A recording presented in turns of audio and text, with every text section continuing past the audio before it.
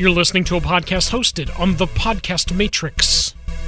What is the podcastmatrix.com? Being green is about more than saving on your electric bill or doing your part to protect natural resources. It is about getting a safe and healthier life for you and your family without sacrificing style, quality, or budget.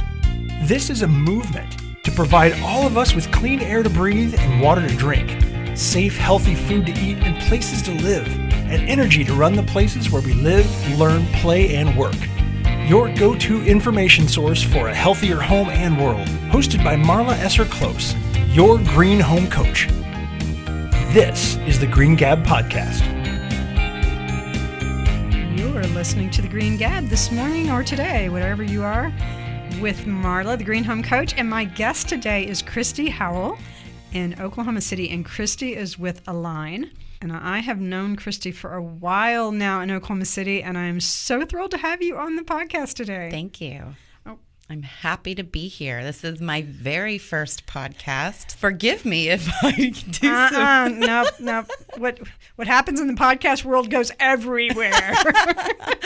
So just give me some grace then. Well, totally grace. Grace is a good thing, right? Yeah.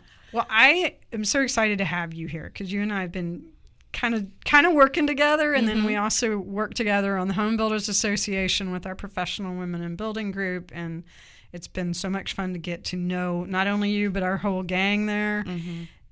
Really just to hear how you guys are all going about your businesses.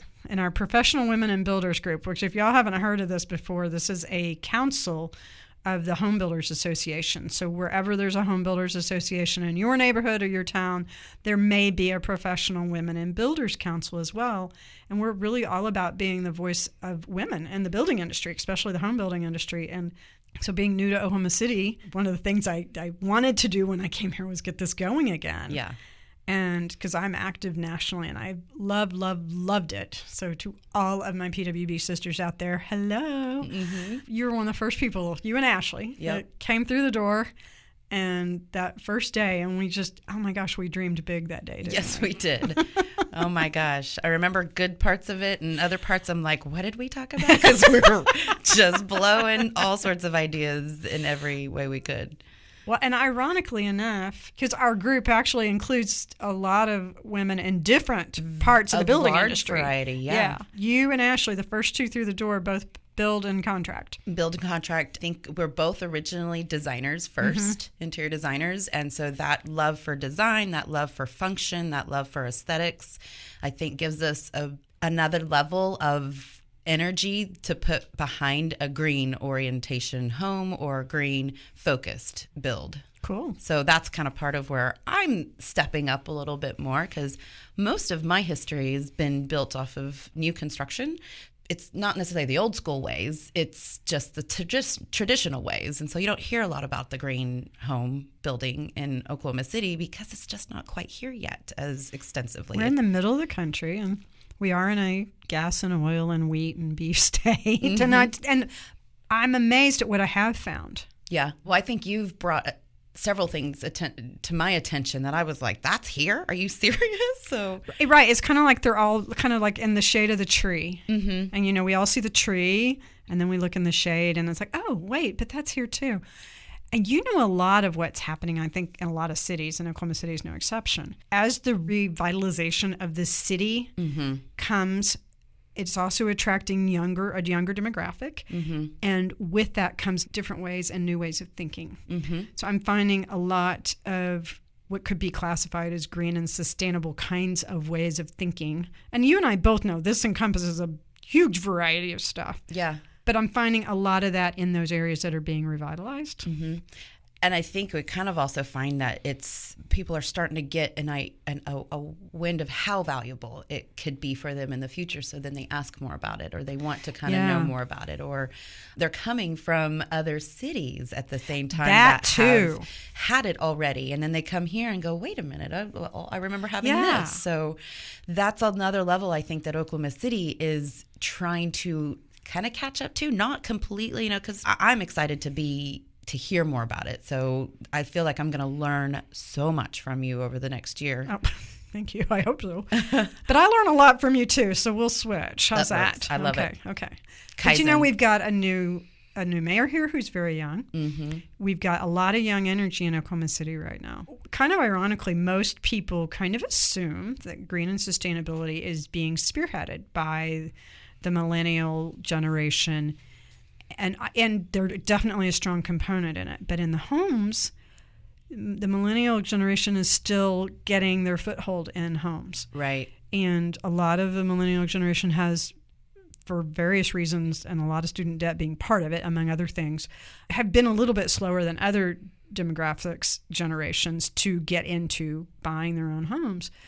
But the interesting thing I find is that the other generation that's been actually a fairly big push behind green homes is my generation, the baby boomers. Mm-hmm. And a lot of us are a lot more practically minded. We're more action oriented, whereas more the millennial demographic is more, they want to embrace it in processes or where they buy, or it's an experience. It is an experience. That's perfect. It's perfect. Yeah. Yeah. So it's a different way, but it's the same goal. It's an ultimate. We want to be pleased and happy with the end product, and we want to feel like we're getting a good value. I'm not a millennial, but I can understand, kind of where they're coming from. I'm in that middle range. Well, I'm on the cusp of, okay, I do want to have some solutions and know that this is done, and I can establish have a home or an apartment or something that's going to economically be good for me and my carbon footprint and all this other stuff for the future. But then on the same time, I love the old traditional ways about things. And so it's kind of like you got to build that gap. You got to bridge that gap. Like what kind of ways traditionally? Oh, gosh. I feel what you're saying, but I'm trying to think of an example. So I don't know. Oh, I have one too. Okay, go. No, you go first. Well, gardening. Yeah. We're learning that the more we go back to the ways we've been gardening for thousands of years, using natural things and compost and seeds that have been passed down generation to generation, is actually a very sustainable in the meaning of that it will last a long time. Yeah. And by the way, that's what sustainable really means, folks, is it lasts a long time. But that's longevity. A really good way to garden versus using a lot of chemicals and pesticides and all those sort of sprays and things like that. No. So is that kind of what you're thinking? Yeah. Okay. And what's interesting is that there's probably a lot more of us on every demographic level that we're doing sustainable things and we don't even really know that we're doing them. So true. And that's kind of where you and I talk about this a bit more often. Yeah. That, there's something that I think you've asked me in the past, well, what do you think you do that's green or sustainable? And we've had these conversations and you're like, well, you're already doing it. And I'm like, huh? Oh, what? Cool. That is the biggest surprise to most people. Uh-huh. And so one of my big beefs is how many companies, if you're listening, I'd love to help you with this. How many companies don't talk about the extended attributes, the sustainability, the green, the low toxins, the efficiencies of their products, which is great that it's just baked in, but we're not helping just everyday people, the buyers, educating them on a level. Yeah, that's kind of we're not telling them. Yeah, and I think it's just educating them, not to make them feel like they don't know what they're talking to, they don't know anything. It's just to say, hey, you could introduce this in, like what you're trying to say, in very minor ways, very simple ways, and gradually over time you increase your sustainability because you've taken baby steps. Right. And it's just like you learn to walk, baby steps. You learn to be sustainable, baby steps. And that's my whole thing. It's just do it a little bit at a time. And it's like we've been talking about this new home you're working on. Every time we have a conversation about it, we keep thinking, okay, what other places can we do? How can we make this better for my parents' home? It's their forever home. This is the first home they've ever built. Oh, that's so exciting. This is very exciting and probably going to be very challenging. You are brave. But my parents have given me a lot in my life, and I can't thank them enough for it. So this is something that I want to give back in a way for them, and just kind of provide this for them. And then when I see the success behind it, have new profound energy to promote it for even more people and outside of just them. There's some phenomenal things coming down the road, and I'm just excited to include a sustainability behind it too. Right. Because that's what makes it timeless. And see, that's so perfect, because one of the very key cores of having a building or a structure or a home that's green and sustainable, and I'm saying that with air quotes, people, because that gets kind of overly used. But one of the very first keys to that is being something that will last. Yeah. And that's what sustainability really means, is something that will last into the future. Is it sustainable? Is your job sustainable? Is your lifestyle sustainable? Is your home sustainable? Mm-hmm. Will it last and continue to serve you? I remember growing up and feeling like we were always working on stuff in the house and around the house and around the yard.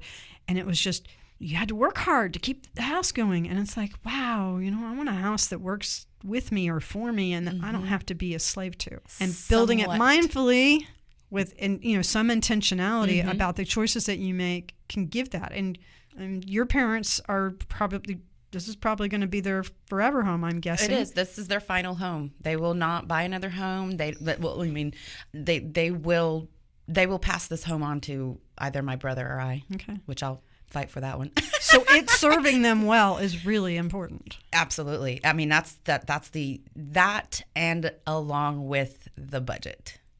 And so this is the balancing act. That's the balancing act that I think, there's good compromises that I think we can find and do well. We just have to think about them. We just have to be proactive for them and ask a lot of questions, in my opinion, that help us understand that lifestyle. Every person has a different lifestyle. And so what might work for my parents aren't going to work for the next 5 homes I build after them in some fashion. So it's just, I'm a big, old school, kind of back to that whole old school thing. We have our iPads and they have Apple pencils, or they have these little so you can make that like paper. But, going back to the list making, I like the old school lists and stuff. And that's not sustainable in any green building, but it's an old school What's old way. Is new again. I will never live without my lists. Right. So I think that's just kind of, it's not to mention, like, when you write something, it impregnates your brain a bit more than when you just type it. Hey, that's a whole nother podcast that's not even in a I know. We'll do that one next time. Okay, we'll take a deep breath here. We're going to take a quick break, and we will be right back.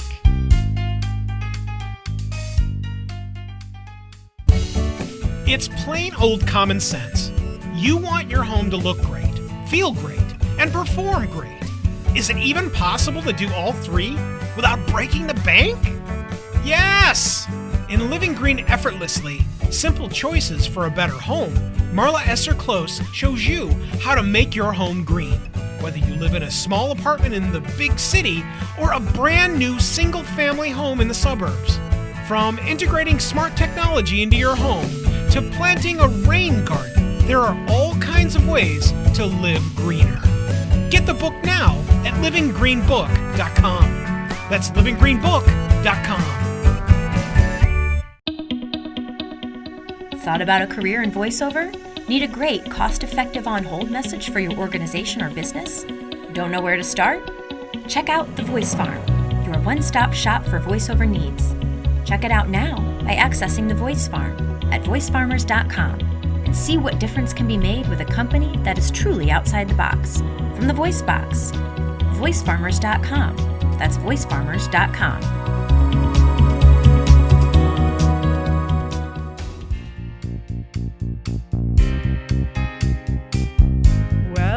Gabbing today with Christy with Align here in Oklahoma City. How do you like this podcast studio? Isn't it fun? This is a really cool spot. Yeah, this is a very cool spot. Total shout out to Vault 405 in downtown Edmond, Oklahoma. It is a co-working space. It is a fabulous it is space. So cool. I have an office space, and I'm like, I want to get rid of that and come here. And it has a podcast studio, so it's awesome. Awesome. I know everybody I bring out here, they're like, this is here? But it hasn't been here a year yet, so it's still pretty new. Mm-hmm. So if you have a co-working space in your city, and check it out, because there's some really cool ones around the country that I've seen. Yes. Yeah, very cool. I agree. I've been knowing you now, I guess, about a couple of years now. Has it really been that long? I think so. Close to it. I moved over 2 years ago, and then... It was we started PWB like in 2017, December-ish of 2017, and then all last year. Last year, yeah. So we've got to be coming up on at least a year and a half, 2 years. Mm-hmm. That's time crazy. Flies. I know, time does fly. We're having fun. Yeah. Although I think 2018 was a crazy year. Well, yeah, I would agree. I'm totally kind of glad it's over. Yeah, I can go with you on that one. Yeah, 2019 is going to be just a whole nother level of I agree. greatness. I agree. Well, we got fun stuff going on with our professional women in building group. Yes, we do. We've got all kinds of things we're cooking up. Stay And the tuned. city's growing. Yeah, The city is just growing. It's just, totally growing. it's frustrating at times because of all the construction. But I was gonna say there's a lot out by me. just what it's all for a phenomenal reason to just attract more people here. Because One of the things I've heard our mayor, David Holt, talk about a lot is that really looking to fill the gaps with the city so that we are more attractive to companies and to families and to people. But I'm amazed at how many younger people I find coming into the city. I keep running into people from Portland, Oregon, of all places. Really? I know. Is that not weird? Yeah. And, talk about kind of day and night. uh-huh, Very different ways of get life. there. Yeah, I'm like, different ways of life. And I'm running into a lot of people here that have moved here from somewhere yes, else. and why they what Jobs. brought them here? Jobs. Usually jobs. Okay. Yeah. But there's a company here in Oklahoma City. I'm going to give them a shout out here, Malarkey Roofing, who makes roof shingles here in Oklahoma City, in South Oklahoma City. And they're actually headquartered out of Portland. Really? So I'm like, okay, I keep running into this tie here. This is kind of weird. What is this? I don't know. It's kind of strange. Yeah. So there you go. My shout out for the day. Okay, so there you go. That one's a crazy one. But one thing I love to ask my guests is tell us one thing about you that most people don't know.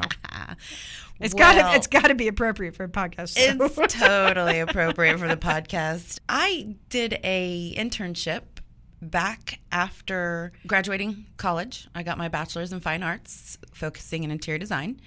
And I decided to go and apply for an internship with Disney to do theme park design. Whoa. I thought that was going to be fab. I mean, I still think it's fabulous. I still think, they get to be so creative and they get to just make these like amazing theme parks. So I thought, well, that would be fun. And, I could really enjoy my job. And so I went to internship for that. Well, during the interview process, they asked me, would you like to audition? And I'm like, audition for what? And I'm like, okay. And because they had seen on my resume that I was in show choir and I did music and I did scholarship pageants and all those little fun things. So Yeah, there's a few extra things. Too. And I love dancing. But they said, okay, well, we got in some place in Texas, I can't remember the town. You need to go there, audition, and then we'll call you in about 3 weeks to see if, we got the internship. And I'm like, okay. So, and they labeled it as a character friend audition. And I said, okay, well then sure, I'll go, and I thought I would be like dancing on the stages wearing costumes with, like with the other people, and just whatever you'd be doing. I was like, okay, cool. I'll learn about theme park design in the day and then I'll go do this in the evening, a fun job. I was always working too. I get there, audition, and we do this choreography and they say just be as animated as you can and all this. And I'm like, okay, cool. 3 weeks later rolls around and I get a phone call and they say, hey, congratulations. We're inviting you to be an intern, but as a character friend. And I go, oh, that sounds cool. So what'll I be doing? And basically I became Minnie and Mickey and Lilo and Stitch and so many other fun. cool characters, like wore that costume and everything. And I hope there aren't a bunch of children listening to this because I don't want to ruin their. No, I don't think we have a lot of kids. Well, not young, like, okay, young at heart, yes. Yeah, young at heart, right. They already know. So that I can say, what was, and I have to. How fun is that? Isn't that not fun? One thing I do have to say is you take pictures. That's all you do is you just stand and you take pictures with people. But you smile like your face is in that picture, but you're not really in that picture. You are the character. You have a head on and you are smiling ear to ear like you are the character inside. So I just thought that was fun for me. I think having an experience like that has got to be a game changer. Yeah. Just to have something that it's kind of just free. Well, I felt lucky to get to say that I got to do that because in the internship, Disney puts you on their campuses, their internship campuses, which I'm not kidding, are like thousands of students deep. Oh, I bet.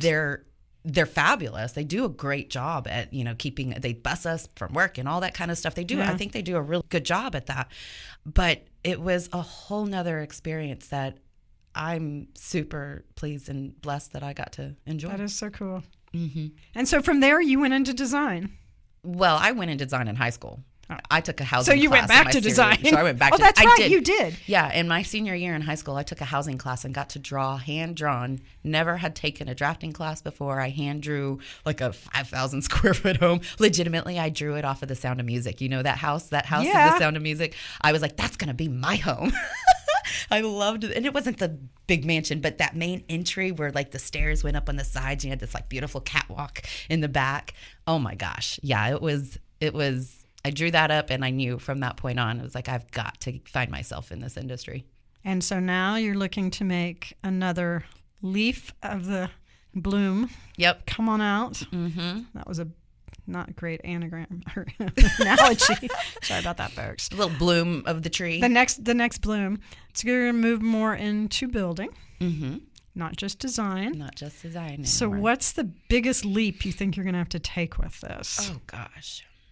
I'm really confident. I feel pretty confident when it comes to the interior sides and like some of the structural sides. I think it's just feeling more sound and more confident that the trades that we have in our industry are providing an accountable project or product and labor. Other than that, I think it's going to be just fine. I think the only challenge is going to be my trades. Just finding the right trade to produce the project on a reasonable level. Well, you've already got so much scheduling and project management experience from what you've been doing with your design projects. Because you general contract a lot of your design projects, correct? Absolutely, yes. And explain what that means to our listeners. So I basically take the job from beginning to end. I start with the consultation and we do design work. I get all your measurements. I meet you at your house. We talk. We have about a 2.5 hour meeting. And we'd really just kind of talk about what you want, what your budget, your style, everything else. And if you like what I say, you like kind of what we present, then we kind of sign a contract and we move forward. And I take you to showrooms around locally to pick your selections. I have vendors of my own that I am a wholesale dealer for. And so part of my program that I give to the customers is that you can kind of get a little bit better price point when you can go through some of my lines. Because it's in your kind of packaging. It's within my package, right? But just facilitate and try to communicate as much as we can of the project and its progress and what we're doing and who we're using and how we're doing this, because part of I know, and it's not probably spoken, very apparently, but our customers, our clients want to know what's going on. I think a lot of them probably just don't want to ask because they don't want to appear like they're micromanaging or do certain things like that. But I think if you open up and you just educate them without them even asking, it's a whole nother level of value. Oh, I've had so many people on this podcast that have said that. It's over-communicate. Mm-hmm. And when you can tell that they're glazed over because you're over communicating. You just enough that. Yeah. Yeah. So I think part of that. So general contracting for me is taking you from the beginning to end on the project and being there for you when and if, because we do live in an imperfect world. When something goes a little bit south, we can take care of it for you. We don't just leave you hanging. And you got to know these expectations. You got to know that. That's just kind of one of my levels of it's not just the general contracting, it's the level of communication, it's the level of expectation that I put up front for the projects. Right. So in essence, even though you come at it from quote unquote the design side, I mean, and in many ways you're a remodeler. Yeah. Really? Yeah. Yeah, I've been doing probably more remodels in the last 2-3 years than I've done. And I've learned a lot. Holy camole, I have learned gobs and gobs of information. And, you can overthink things when it could be so simple. And you can, so there's it's just part of our industry because in a remodel, there's so many unknowns. Right. And that's, it's the remodels are much harder, in my opinion. I think you have to have a lot more knowledge and you have to be able to dress it on your feet. Yeah. You have to be, you got to be on your toes. You got to be able to kind of like, what's the terminology when you think on your feet? Yeah, think on your feet, but you're under pressure. Oh yeah. You can you can do it under pressure. And these days it's instant pot pressure. Mm-hmm. Wow. But yeah, so that's it's a value. So you're definitely just a next step to go with a complete new build. Mm-hmm. And I was really blessed to be with one of the more timeless home builders of our time here back in 06 through 09, 10, 12, I guess you could say. Mm-hmm. Can I do a shout out? Absolutely. So Allenton Homes was where I got a lot of my new construction experience. Steve Allen, the builder there, was a really cool mentor. He had such a good style and, presence and poise about him that I just felt like I learned a lot. He's been a supporter of me ever since I left, Nice. and, it's just, and I still, I'd love to do more jobs with him in the future, although I'm maybe a builder and I don't want to be competition because I don't like that word. Oh, I'm a big believer in co-opetition. Oh, co-opetition. That is a cool word. Did you make that up? Of course I did. Yes. I don't know. Maybe somebody else made it up first. Tony and I, who do some of our podcasts together, we come up with all crazy words when we're together. I want to join that podcast because I could help. Well, you are. You're just this half of it. But yeah, co-opetition's a good one. And I think a lot of the home building industry is that way because it's made up of so many smaller companies and family companies, and you pretty much have to rely on other people in the industry to teach you a lot of this. Oh, absolutely. And if you don't rely on others, how are we all ever going to positively grow? Exactly. That one of my big things, I had a business coach about 2 years ago, and he taught me the word Kaizen.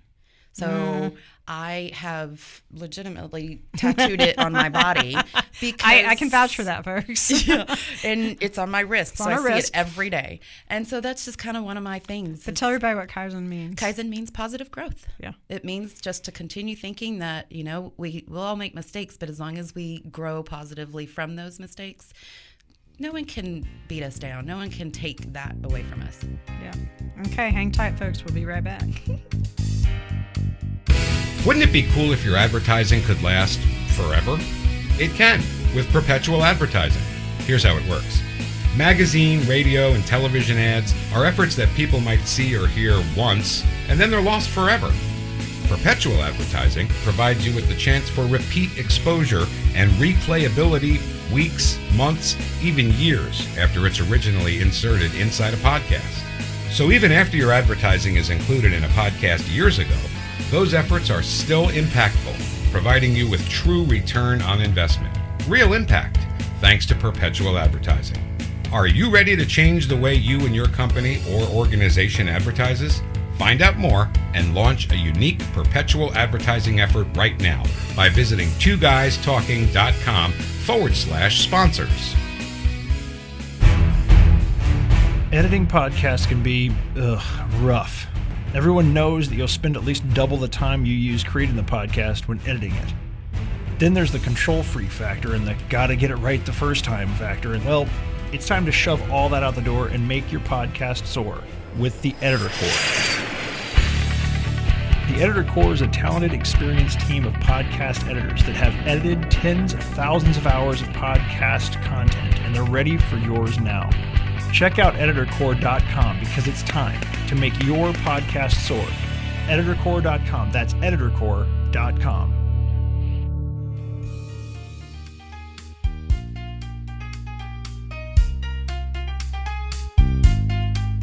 We're still gabbing here. And Christy, I know you and I could sit here all day. Probably. With some wine, too. Oops.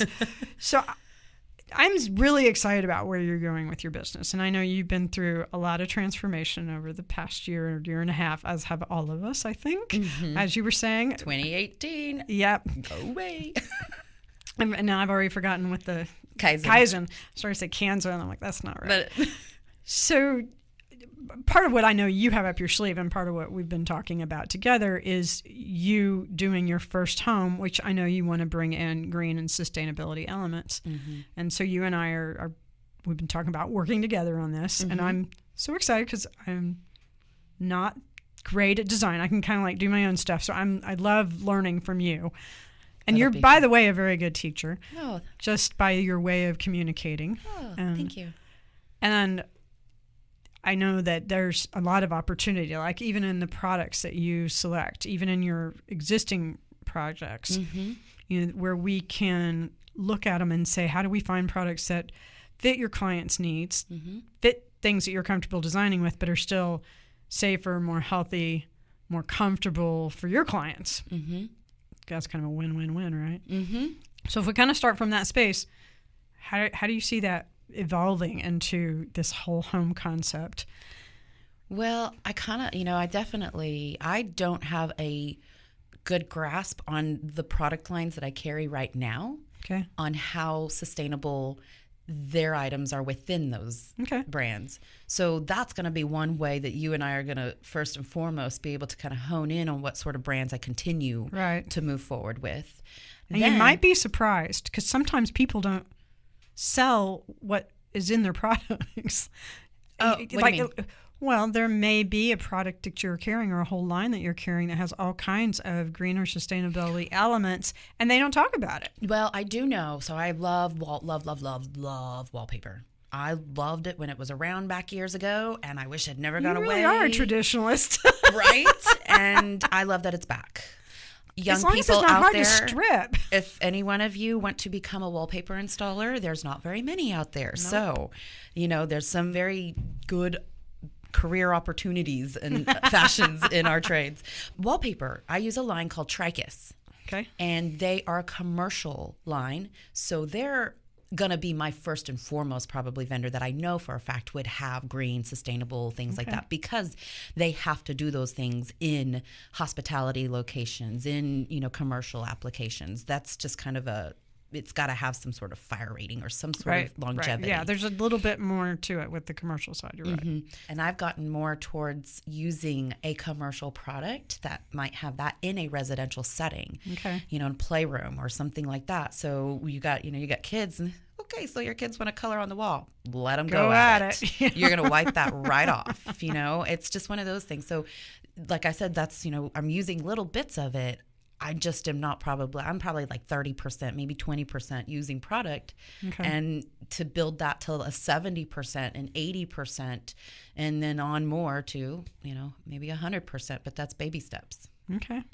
So what other areas as we expand? So I know building envelope, as boring as that sounds, is where it all starts with any structure. And in green building, the better we build that, the less we have to mess with it, which I'm a no fuss, no hassle kind of girl. So I'm one of these people that would rather do it right the first time. Yeah. Especially on something big like my building envelope. Yeah. So this is what walls, roof, windows, doors, foundation. So this is really the stuff that makes up the elements of the building. Right. And oh my gosh, are there so many choices if you don't want to stick build? Oh my gosh. So stick build, by the way, folks, is just when you build with 2x4 or 2x6 framing or lumber, and then put in traditional. You can put in any kind of insulation. But your wall structures alone have become, 5, 6, 7 different components to build a good wall structure now, depending on which way you go. And what's interesting is you can go we're going to IBS in next month, and that's not irritable bowel syndrome. Everybody asks me that when I say IBS. I'm like, you're going where? It is the International Building Show, folks. Oh my gosh. Sorry, she just lost it.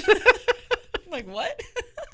They're going to put so many items in front of you that are so sustainable and or they've upgraded their traditionally oriented items to be sustainable. So because this year is my new year for a new build and all that, I cannot wait to get to IBS so that I can. And I've already got a list for you. I'm sure you do. I'm waiting for it. So, that's just that knowing those parts is what's going to give me a much stronger confidence level of how to present, how to educate, and those sort of things. So, but other things like you've been teaching me, that envelope of keeping kind of in the foundation and kind of doing an insulated border in those areas.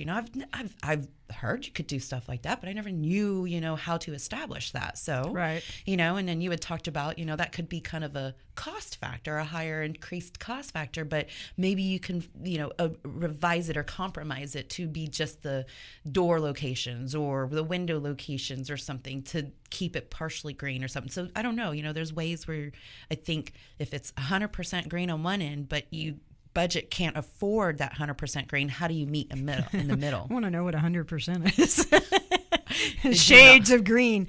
But here's the thing that you are picking up on so well. And I'm a huge advocate of doing something is better than nothing. But you want to make sure that the things you pick are compatible so that they don't offset each other or cause a health or safety issue. And you want to pick the things that are going to be most important. This is my opinion. Pick the things that are going to be most important to the values of your clients and you.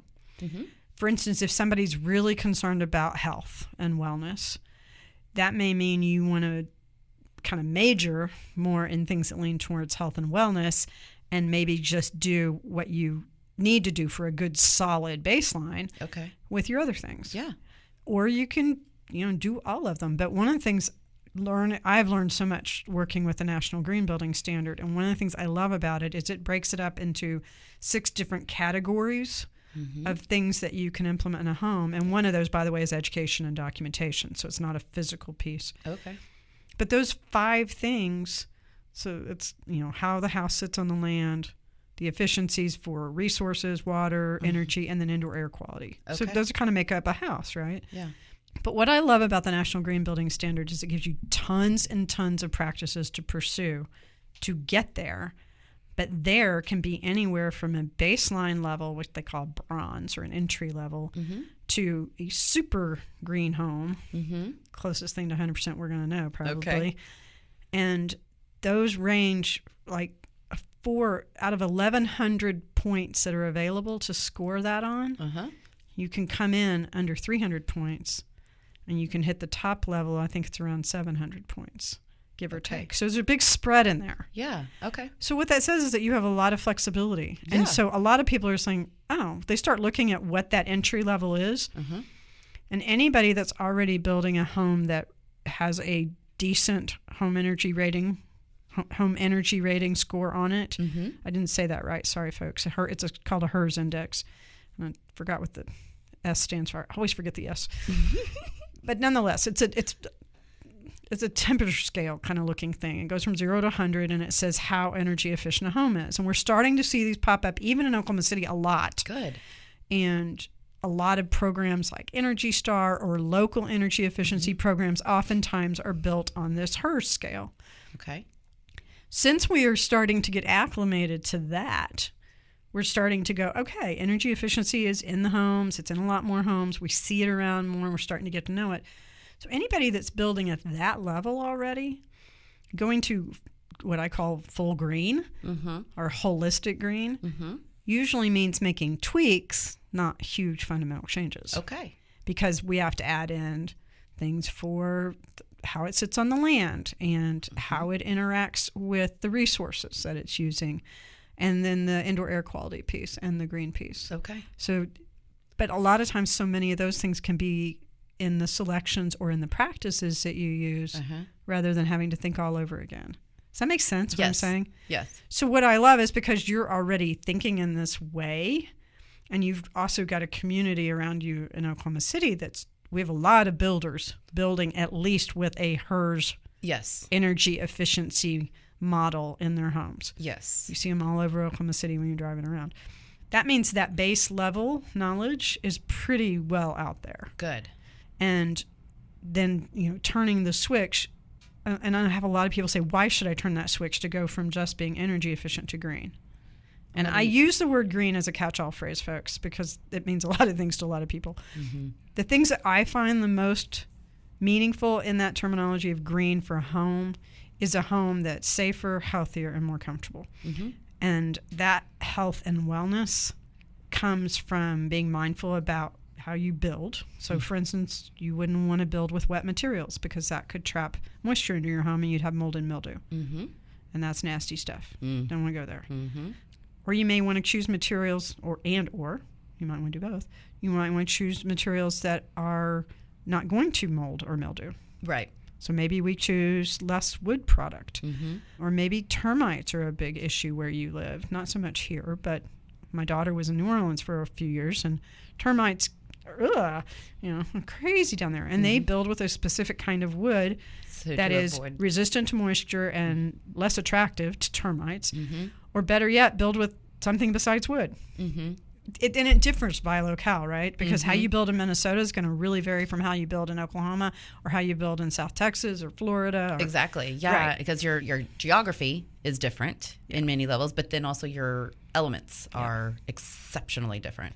So having that plan, just like everything else, you start, in my mind, you start with what's most important to your clients. And then obviously we've got parameters, budget, time, resources. Because style is a whole nother, I mean, you can like Scandinavian style.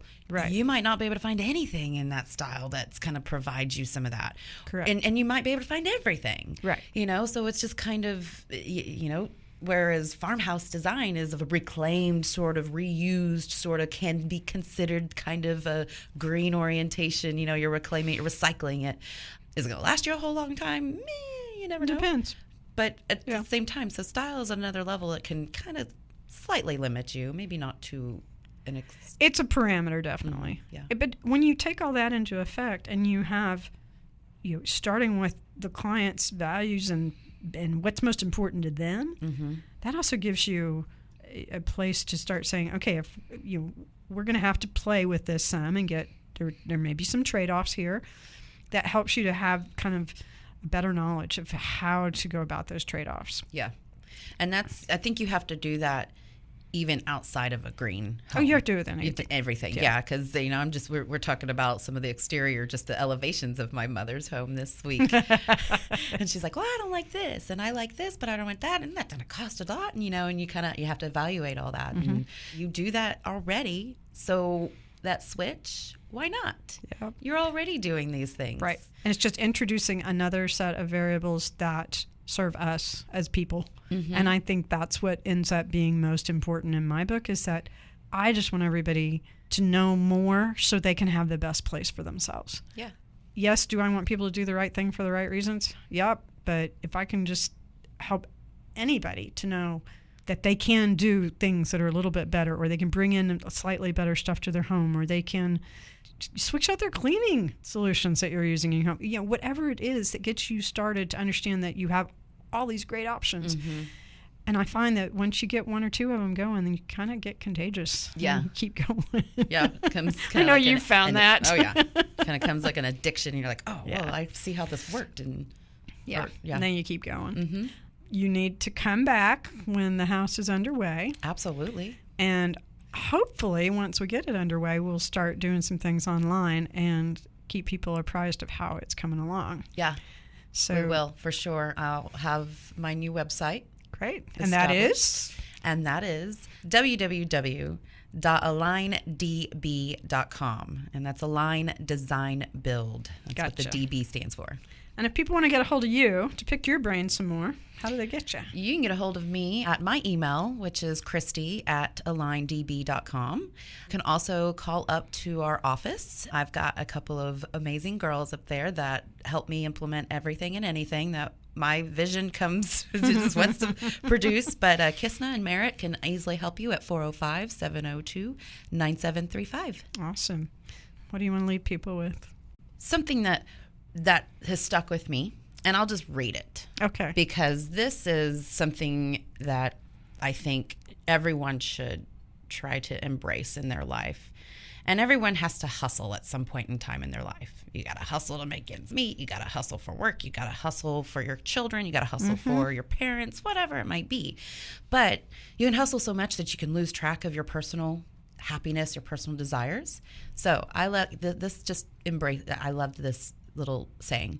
Destroy the idea that you have to be constantly working or grinding in order to be successful.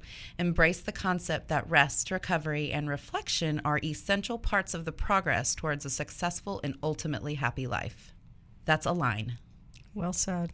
So, Thank you for having me. And I'm so glad to have you in alignment.